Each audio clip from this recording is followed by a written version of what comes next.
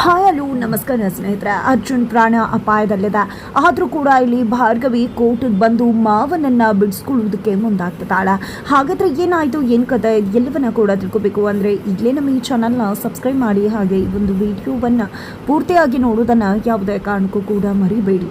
ಇಲ್ಲಿ ಗಾಯತ್ರಿ ದೇವಿ ಅರ್ಜುನ್ ಯಾವುದೇ ಕಾರಣಕ್ಕೂ ಕೋರ್ಟ್ಗೆ ಹೋಗಬಾರ್ದು ಅನ್ನೋ ಕಾರಣಕ್ಕೆ ಆತನ ಪ್ರಾಣಕ್ಕೆ ಆಪತ್ತು ತಂದಿದ್ದಾರೆ. ಇತ್ತ ಕಡೆ ಭಾರ್ಗವಿ ಅರ್ಜುನನ್ನು ಹಾಸ್ಪಿಟಲೈಸ್ ಮಾಡಿದ್ದಾರೆ. ಅಲ್ಲಿ ಅರ್ಜುನ್ಗೆ ಐಸಿಯುನಲ್ಲಿ ಟ್ರೀಟ್ಮೆಂಟ್ ನಡೀತದ. ಈ ಕಡೆ ನಿರ್ಮಲಾ ಪಾಟೀಲ್ ಅವರು ಕಣ್ಣೀರು ಹಾಕ್ತಿದ್ದಾರೆ. ಅಲ್ಲಿಯೇ GP ಪಾಟೀಲ್ ಅವರ ಕುಣಿಯ ತಮ್ಮ ಜಗನ್ ಅವರು ಕೂಡ ಇದ್ದಾರೆ. ದಯವಿಟ್ಟು ಅದಕ್ಕೆ ಅಳಬೇಡಿ. ನಿಜವಾಗ್ಲೂ ಅರ್ಜುನ್ ನಮಗೆ ಒಬ್ಬ ಗಂಡು ಮಗನಾಗಿದ್ದ. ನನಗೂ ಮತ್ತೆ ಸಾಕ್ಷಿಗೆ ಗಂಡು ಮಗ ಇಲ್ಲದೆ ಇದ್ರು ಅರ್ಜುನೇ ನಮ್ಮ ಮಗ ಅಂತ ಅನ್ಕೊಂಡಿದ್ವಿ. ಅರ್ಜುನ್ ಎಂತ ಒಳ್ಳೆ ಮಗ, ಅವನಿಗೆ ಈ ರೀತಿ ಆಗಬಾರ್ದಿತ್ತು. ಯಾರು ಅವನಿಗೆ ಈ ರೀತಿ ಕೆಲಸ ಮಾಡಿದ್ರು. ಆದರೆ ನಮ್ಮ ಅರ್ಜುನ ಖಂಡಿತ ಬದುಕಿ ವಾಪಸ್ ಬರಲೇಬೇಕು. ಖಂಡಿತ ಅವನಿಗೆ ಒಳ್ಳೇದಾಗೇ ಆಗತ್ತೆ. ಅವನಿಗೆ ಯಾವುದೇ ರೀತಿ ತೊಂದರೆ ಆಗೋದಿಲ್ಲ. ನೀವೇನು ಯೋಚನೆ ಮಾಡಬೇಡಿ ಅಂತ. ಅದಕ್ಕೆ ಅವ್ನು ಯಾವತ್ತೂ ಯಾರಿಗೂ ದ್ರೋಹ ಮಾಡ್ದವನಲ್ಲ, ಯಾರಿಗೂ ಕೆಟ್ಟದ್ದು ಬಯಸೋದವನಲ್ಲ. ನಿಜವಾಗ್ಲೂ ಅವನು ನಮಗೆ ಮಗನಿಗಿಂತ ಹೆಚ್ಚಾಗಿದ್ದ. ನಮ್ಮ ಮಗ ಇದ್ದಿದ್ರು ಕೂಡ ನಾವು ಅವನ್ನ ಇಷ್ಟು ಪ್ರೀತಿ ಮಾಡ್ತಿದ್ವು ಇವಾಗ ಗೊತ್ತಿಲ್ಲ. ಅಷ್ಟು ಪ್ರೀತಿ ಮಾಡ್ತೀನಿ ಅವನು ಅಂದರೆ ನನಗೆ ಪ್ರಾಣ ಅಂತ ಹೇಳಿ ಜಗನ್ ಹೇಳ್ತಿದ್ದಾರೆ. ಇತ್ತ ಕಡೆ ಈ ಭಾರ್ಗವಿಯಿಂದನೇ ಇಷ್ಟೆಲ್ಲ ಆಗಿದ್ದು. ಭಾರ್ಗವಿ, ನಿಜವಾಗ್ಲೂ ನನ್ನ ಮಗನಿಗೆ ಏನಾದರೂ ತೊಂದರೆ ಆಯಿತು ಅಂದರೆ ಖಂಡಿತವಾಗ್ಲೂ ನಾನಂತೂ ನಿನ್ನ ಸುಮ್ಮನೆ ಬಿಡುವುದಿಲ್ಲ. ನಿನ್ನಿಂದಾನೇ ಇಷ್ಟೆಲ್ಲ ಆಗಿದ್ದು, ನೀನೇ ನನ್ನ ಮಗನಿಗೆ ಈ ರೀತಿ ಮಾಡಿರೋದು ಅಂತ ನಿರ್ಮಲ್ ಅವರು ಹೇಳ್ತಿದ್ದಾರೆ. ದಯವಿಟ್ಟು ಅದಕ್ಕೆ ಸಮಾಧಾನ ಮಾಡ್ಕೊಳ್ಳಿ ಅಂತ ಹೇಳಿ ಜಗನ್ ತಿಳಿಸ್ತಿದ್ದಾರೆ. ಇತ್ತ ಕಡೆ ಅರ್ಜುನ್ ಜೀವ ಅಪಾಯದಲ್ಲಿದೆ. ಸಾವು ಬದುಕಿನ ನಡುವೆ ಅರ್ಜುನ್ ಹೋರಾಟ ಮಾಡ್ತಿದ್ದಾರೆ. ಕ್ಷಣಕ್ಕೂ ಅವರ ಪಲ್ಸ್ ರೇಟ್ಗೆ ಕ್ಷೀಣಿಸ್ತಾ ಇದೆ. ಮೆಡಿಸಿನ್ಗೂ ಕೂಡ ಅಷ್ಟಾಗಿ ಅರ್ಜುನ್ನ ಸ್ಪಂದಿಸ್ತಾ ಇಲ್ಲ. ಇದರ ನಡುವೆ ಇತ್ತ ಕಡೆ ಗಾಯತ್ರಿ ದೇವಿಯ ಬಳಿಗೆ ಬೃಂದ ಬರ್ತಾಳೆ. ಬೃಂದ ಬಂದಿದ್ದೆ. ಏನತ್ತ ನೀವು ಯಾಕೆ ರೀತಿ ಮಾಡಿದ್ರೆ, ಅರ್ಜುನ್ ಬದುಕಲ್ಲಿ ಯಾಕೆ ಆಟ ಆಡಿದ್ರೆ? ನಿಜವಾಗ್ಲೂ ಅರ್ಜುನ್ ಪ್ರಾಣ ತೆಗಿಯೋಕೆ ಹೋಗಿದ್ದು ನನಗೆ ಯಾಕೋ ಸರಿ ಅಂತ ಅನ್ನಿಸ್ತಿಲ್ಲ. ಖಂಡಿತ ನೀವು ಇಂಥ ಕೆಲಸ ಮಾಡ್ತೀರಾ ಅಂತ ಕೂಡ ನಾನು ಅಂದ್ಕೊಂಡಿರಲಿಲ್ಲ. ಅರ್ಜುನ್ ಪ್ರಾಣನೇ ತೆಗಿಯೋಕೆ ಹೋದವ್ರು ನೀವು ಖಂಡಿತವಾಗ್ಲೂ ಏನು ಬೇಕಿದ್ರೂ ಮಾಡ್ತೀರಾ ಅಲ್ವಾ? ಖಂಡಿತ ನನಗೂ ನನ್ನ ಗಂಡಗೂ ಇಂಥದ್ದೇ ಪರಿಸ್ಥಿತಿ ಮಾಡ್ತೀರಾ ಅಂತ ಯಾರಿಗೆ ಗೊತ್ತು, ಹೇಳಲಿಕ್ಕೆ ಆಗೋದಿಲ್ಲ ಅಲ್ವಾ? ಇಂಥದ್ದೇ ಪರಿಸ್ಥಿತಿ ಮಾಡಿದ್ರು ಮಾಡಬಹುದೇನೋ ಅಲ್ವಾ ಅಂತ ಹೇಳಿ ಬೃಂದ ಹೇಳ್ತಿದ್ದಾರೆ. ಏನು ಮಾತಾಡ್ತಿದ್ಯಾ ಬೃಂದ, ಯಾಕೆ ರೀತಿ ಎಲ್ಲ ನಡ್ಕೋತಾ ಇದೆಯಾ ಅಂತ ಗಾಯತ್ರಿ ದೇವಿ ಕೇಳಿದಾಗ ಸಾಕು ಅತ್ತೆ ನಾಟಕ ಮಾಡಬೇಡಿ. ನಂಗೆ ತುಂಬ ಚೆನ್ನಾಗಿ ಗೊತ್ತಿದೆ ನೀವೇ ಗಂಗಾ ಅಂತ. ಆದರೂ ಕೂಡ ನಾನು ನಿಮ್ಮ ಜೊತೆ ಯಾಕಿದ್ದೀನಿ ಗೊತ್ತಾ? ಈ ಮನೆ ಆಸ್ತಿ ನಂದಾಗಬೇಕು ಅಂತ. ಅದೇ ಕಾರಣಕ್ಕೆ ನಾನು ನಿಮ್ಮ ಜೊತೆಯಾಗಿ ನಿಂತಿರೋದು. ನೀವು ಈ ರೀತಿಯಾಗಿ ಪ್ರಾಣಕ್ಕೆ ಕುತ್ತು ತರ್ತೀರಾ ಅನ್ನೋದು ನನಗಂತೂ ಗೊತ್ತಿರಲಿಲ್ಲ. ನೀವು ಈ ರೀತಿ ಮಾಡಬಾರ್ದಿತ್ತು ಅಂತ ಹೇಳಿ ಬೃಂದ ಹೇಳಿದಾಗ, ನೋಡು ಬೃಂದ, ನನ್ನ ಸೊಸೆ ತುಂಬ ಜಾಣಿ ಅಂತ ಅಂದ್ಕೊಂಡಿದ್ದೆ ನಾನು. ಆದರೆ ನೀನು ನೋಡಿದ್ರೆ ಈ ರೀತಿ ಯೋಚನೆ ಮಾಡ್ತಿದ್ಯಲ್ಲ ಬೃಂದ. ನಾನು ಈ ಮನೆಗೆ ಬಂದಿರೋದಕ್ಕೆ ಯಾಕೆ ಹೇಳು?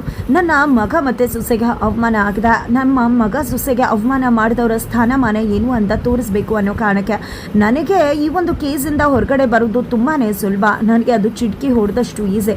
ಅಂಥದ್ರಲ್ಲಿ ನಿನ್ನನ್ನು ನಾನು ಬಲೆ ಬೀಸಿ ನನ್ನ ಕಡೆ ಮಾಡಿಕೊಂಡು ಕೇಸ್ ಗೆಲ್ಲಬೇಕು, ನಾನು ಗಂಗಾ ಆಗಿ ಇದರಿಂದ ಬಚಾವಾಗಬೇಕು ಅಂತ ಯೋಚನೆ ಮಾಡಿ ನಾನು ಜೊತೆಲಿ ಇಟ್ಕೊಂಡಿದ್ದೀನಿ ಅಂತ ಅಂದ್ಕೊಂಡಿದ್ಯಲ್ಲ. ಎಂಥದ್ದು ಹೇಳಬೇಕು ನಾನು ನಿನಗೆ? ಖಂಡಿತವಾಗ್ಲೂ ಇಡೀ ಮನೆಯ ಆಸ್ತಿ ಎಲ್ಲವನ್ನ ಕೂಡ ನಿಮಗೆ ಕೊಡಬೇಕು ಅಂತಲೇ ನಾನು ಇಲ್ಲಿಗೆ ಬಂದಿದ್ದು. ನನ್ನ ಮಗನ ಮೇಲೆ ನನಗೆ ಪ್ರೀತಿ ಇರೋದಿಲ್ವಾ? ನನ್ನ ಮಗನಿಗೆ ಅನ್ಯಾಯ ಆಗ್ತಿದ್ರೆ ಅದನ್ನು ನೋಡ್ಕೊಂಡು ನಾನು ಸುಮ್ಮನೆ ಇರ್ತೀನ? ಇಲ್ಲಿಗೆ ಬಂದಿರೋದೇ ನನ್ನ ಮಗನಿಗೆ ಈ ಆಸ್ತಿಯನ್ನು ದಕ್ಕಿಸ್ಬೇಕು ಅನ್ನೋ ಕಾರಣಕ್ಕೆ ಅಂತ ಹೇಳಿ ಗಾಯತ್ರಿ ದೇವಿ ಹೇಳಿದಾಗ, ಅಯ್ಯೋ ಅತ್ತ ದಯವಿಟ್ಟು ನಾನು ಏನೋ ಸುಮ್ಮನೆ ಹಾಗೆ ಬೇಜಾರು ಮಾಡಿಕೊಂಡು ಆ ರೀತಿ ಹೇಳಿಬಿಟ್ಟೆ. ದಯವಿಟ್ಟು ಬೇಜಾರು ಮಾಡ್ಕೋಬೇಡಿ ಅಂತ. ಖಂಡಿತವಾಗ್ಲೂ ಇಡೀ ಮನೆ ಆಸ್ತಿ ನಂದಾದರೆ ನಂಗೆ ಅಷ್ಟೇ ಸಾಕು. ಅದೇ ಕಾರಣಕ್ಕೋಸ್ಕರನೇ ನಾನು ನಿಮಗೆ ಸಾಥ್ ಕೊಟ್ಟಿರೋದು ಅಂತ ಹೇಳಿ ಬೃಂದ ಹೇಳ್ತಾರೆ. ಆಗ ಗಾಯತ್ರಿ ದೇವಿ, ಅದರ ಬಗ್ಗೆ ನೀನೇನು ಯೋಚನೆ ಮಾಡಬೇಡ ಬೃಂದ, ನೀನು ಅನ್ಕೊಂಡಾಗೆ ಈ ಆಸ್ತಿ ಮನೆ ನಿಂದಾಗತ್ತೆ ಅಂತ ಕೂಡ ಹೇಳ್ತಾರೆ. ಈ ಕಡೆ ಭಾರ್ಗವಿ ಅರ್ಜುನ್ ಬಳಿಗೆ ಬರ್ತಾರೆ. ಅರ್ಜುನ್ ಸ್ಥಿತಿಯನ್ನು ನೋಡಿ ಕಣ್ಣೀರು ಹಾಕ್ತಿದ್ದಾರೆ. ಅದೇ ಸಮಯದಲ್ಲಿ ನರ್ಸ್, ಮೇಡಮ್ ನಾನು ಸ್ವಲ್ಪ ರಿಪೋರ್ಟ್ ತೊಗೊಂಡು ಬರ್ತೇನೆ, ನೀವು ಇಲ್ಲೇ ನೋಡ್ಕೋತಾ ಇರಿ ಅಂತ ಹೋಗ್ತಾರೆ. ನಂತರ ಇಲ್ಲಿ ಅರ್ಜುನ, ದಯವಿಟ್ಟು ಎಚ್ಚರ ಆಗಿ ಅರ್ಜುನ, ದಯವಿಟ್ಟು ನನ್ನ ಜೊತೆ ಮಾತಾಡಿ. ನಿಮ್ಮನ್ನು ಈ ಪರಿಸ್ಥಿತಿಯಲ್ಲಿ ನೋಡೋಕ್ಕಾಗ್ತಿಲ್ಲ. ಇವತ್ತು ನೀವು ಈ ಸ್ಥಿತಿಯಲ್ಲಿ ಇದ್ದೀರಾ ಅಂದರೆ ಅದಕ್ಕೆಲ್ಲ ನಾನೇ ಕಾರಣ. ನಿಜವಾಗ್ಲೂ ನಾನೇ ಕಾರಣ ಅಂತ ಎಷ್ಟು ಬೇಜಾರಾಗ್ತದೆ ಗೊತ್ತಾ? ನನಗೆ ತುಂಬ ಚೆನ್ನಾಗಿ ಗೊತ್ತಿದೆ ಇದನ್ನು ಯಾರು ಮಾಡಿದ್ದು ಅಂತ. ಇದನ್ನೆಲ್ಲ ಮಾಡಿರೋದೇ ಆ ಗಾಯತ್ರಿ ದೇವಿ. ಆ ಗಾಯತ್ರಿ ದೇವಿಯಿಂದನೇ ಇಷ್ಟೆಲ್ಲ ಆಗ್ತಿರೋದು. ನೀವು ಕೋರ್ಟ್ಗೆ ಹೋಗಬಾರ್ದು ಅನ್ನೋ ಕಾರಣಕ್ಕೆ ಆ ಗಾಯತ್ರಿ ದೇವಿನೇ ನಿಮಗೆ ಇಂಥ ಪರಿಸ್ಥಿತಿಗೆ ದುಡಿತಾಳೆ. ಆಕೆಯನ್ನಂತೂ ನಾನು ಸುಮ್ಮನೆ ಬಿಡುವುದಿಲ್ಲ. ಆದರೆ ಇವತ್ತು ನೀವು ಈ ಪರಿಸ್ಥಿತಿಯಲ್ಲಿ ಇರೋದಕ್ಕೆ ನಾನೇ ಕಾರಣ ಆಗಿಬಿಟ್ಟೆ. ನೀವು ಪ್ರೀತಿಸಿ ಮದುವೆ ಆದ್ವಿ, ಆದರೆ ನೀವು ನನ್ನನ್ನು ಎಷ್ಟೆಲ್ಲ ಅರ್ಥ ಮಾಡಿಕೊಂಡು ನನ್ನನ್ನು ಒಂದು ಒಳ್ಳೆ ದಾರಿಯಲ್ಲಿ ತರೋಕ್ಕೆ ಪ್ರಯತ್ನ ಪಟ್ಟರು. ನಾನು ನಿಮ್ಮ ಮಾತನ್ನು ಮೀರಿ ನಿಮ್ಮನ್ನು ಅರ್ಥ ಮಾಡ್ಕೊಳ್ದೆ, ನಿಮ್ಮ ಮಾತನ್ನು ಕೇಳಿದೆ. ಆ ಗಾಯತ್ರಿ ದೇವಿಯ ಮಾತನ್ನು ನಂಬಿ ಇವತ್ತು ನಿಮ್ಮನ್ನು ಈ ಸ್ಥಿತಿಗೆ ದೂಡ್ಬಿಟ್ಟ. ದಯವಿಟ್ಟು ನನ್ನನ್ನು ಕ್ಷಮಿಸ್ಬಿಡಿ. ನನ್ನ ಪಾಪಕ್ಕೆ ಏನು ಹೇಳಬೇಕು ಅಂತಲೇ ನನಗೆ ಗೊತ್ತಾಗ್ತಿಲ್ಲ. ದಯವಿಟ್ಟು ನನ್ನನ್ನು ಅರ್ಥ ಮಾಡ್ಕೊಳ್ಳಿ ಅಂತ ಹೇಳಿ ಭಾರ್ಗವಿ ತನ್ನ ಗಂಡನನ್ನು ಎಚ್ಚರ ಮಾಡೋ ಪ್ರಯತ್ನಕ್ಕೆ ಮುಂದಾಗ್ತಿದ್ದಾರೆ. ಆಗ ಅರ್ಜುನ ಎಚ್ಚರ ಆಗ್ತಾರೆ. ಈ ಕಡೆ ಭಾರ್ಗವಿಗೆ ತುಂಬ ಖುಷಿ ಆಗ್ಬಿಡುತ್ತೆ ಅರ್ಜುನ ಎಚ್ಚರ ಆದರು ಅಂತ. ನಂತರ ಇಲ್ಲಿ ಭಾರ್ಗವಿ ಅವರೇ, ನೀವು ತುಂಬ ವ್ಯಥೆ ಪಡ್ತಿದ್ರ ಅಲ್ವಾ, ನಿಮ್ಮಿಂದಾಗೆ ನನಗೆ ಈ ಪರಿಸ್ಥಿತಿ ಬಂತು ಅಂತ. ನನಗೆ ನೀವು ಒಳ್ಳೆ ಹೆಂಡತಿ ಆಗಿಲ್ಲ ಅಂತ ಕೂಡ ಯೋಚನೆ ಮಾಡ್ತಿದ್ರ. ಆದರೆ ಒಮ್ಮೆ ಕೂಡ ನಿಮಗೆ ಈ ಮನೆಗೆ ಒಳ್ಳೆ ಸೊಸೆ ಆಗಲಿಲ್ಲ, ಮಾವಂಗೆ ಒಳ್ಳೆ ಸೊಸೆ ಆಗಲಿಲ್ಲ ಅಂತ ಒಂದಿನ ಕೂಡ ಯೋಚನೆ ಬರಲಿಲ್ವಾ ನಿಮಗೆ ಅಂತ ಹೇಳಿ ಅರ್ಜುನ್ ಕೇಳಿದಾಗ ಖಂಡಿತ ಬಂತು ಅರ್ಜುನ್, ಇಲ್ಲ ಅಂತ ಯಾವ ಮಾತಲ್ಲಿ ಹೇಳಿ ಅಂತ ಭಾರ್ಗವಿ ಹೇಳ್ತಿದ್ದಾರೆ.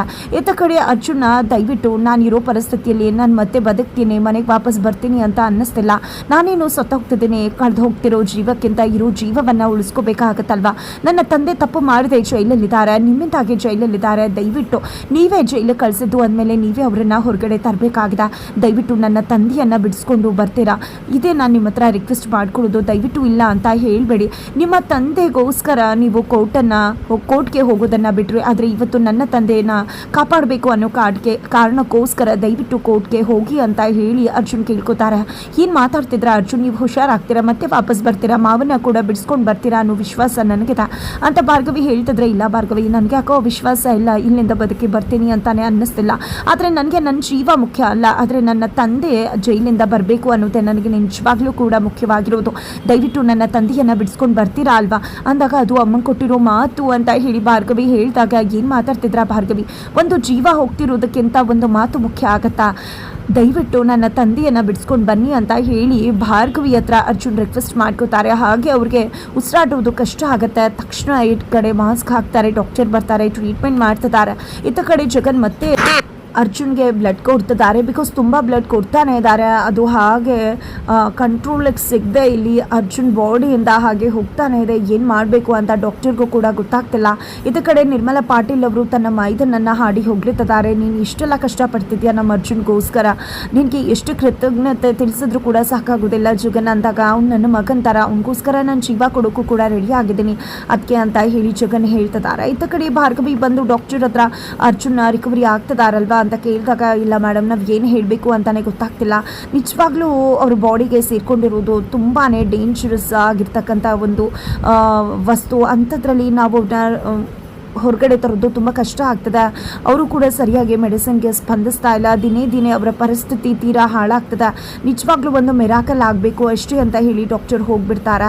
ಆಗ ಭಾರ್ಗವಿಗೆ ತೋಚೋದು ದೇವ್ರ ಮಾತ್ರನೇ. ಕೊನೆಗೂ ದೇವಸ್ಥಾನಕ್ಕೆ ಬಂದಂಥ ಭಾರ್ಗವಿ ಎಲ್ಲ ಒಂದು ಹರಕೆಯನ್ನು ಕಟ್ಕೊಂಡು ಹರಕೆಯನ್ನು ತೀರಿಸ್ತಾ ತನ್ನ ಗಂಡನನ್ನು ಉಳಿಸ್ಕೊಡು ತಾಯಿ ಅಂತ ಹೇಳಿ ದೇವಿ ಮುಂದೆ ಬೇಡ್ಕೊತಾಳೆ. ರಾಕ್ಷಸರನ್ನು ಸಂಹಾರ ಮಾಡ್ತೋಳು ನೀನು, ಆದರೆ ಇವತ್ತು ನನ್ನ ಗಂಡನ ಪ್ರಾಣಕ್ಕೆ ಆಪತ್ತು ತಂದಿಟ್ಟಿದ್ಯಾ, ನನ್ನ ಗಂಡನ ಪ್ರಾಣ ಉಳಿಸೋ ಜೊತೆಗೆ ರಾಕ್ಷಸರು ತಮ್ಮ ಅಟ್ಟಹಾಸವನ್ನು ಮೆರೆಯುತ್ತಾರೆ. ನೀನೇ ನಮ್ಮನ್ನು ಕಾಪಾಡಬೇಕು, ರಾಕ್ಷಸನನ್ನು ದಂಡಿಸಬೇಕು, ಶಿಷ್ಟರನ್ನು ರಕ್ಷಣೆ ಮಾಡಬೇಕು, ಅಂದರೆ ದುಷ್ಟರನ್ನು ಶಿಕ್ಷಿಸಲೇಬೇಕಾಗತ್ತೆ. ನೀನು ಆ ಕೆಲಸವನ್ನು ಮಾಡಲೇಬೇಕು.